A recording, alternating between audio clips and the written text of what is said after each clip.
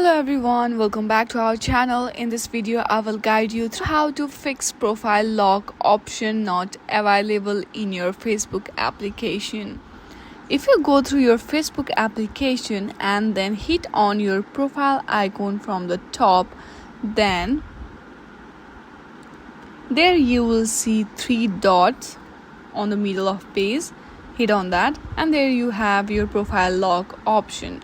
But if you don't have this option, then what you can do is hit on the menu button, scroll down and go to the setting and privacy, and then click on the help and support and go through report a problem.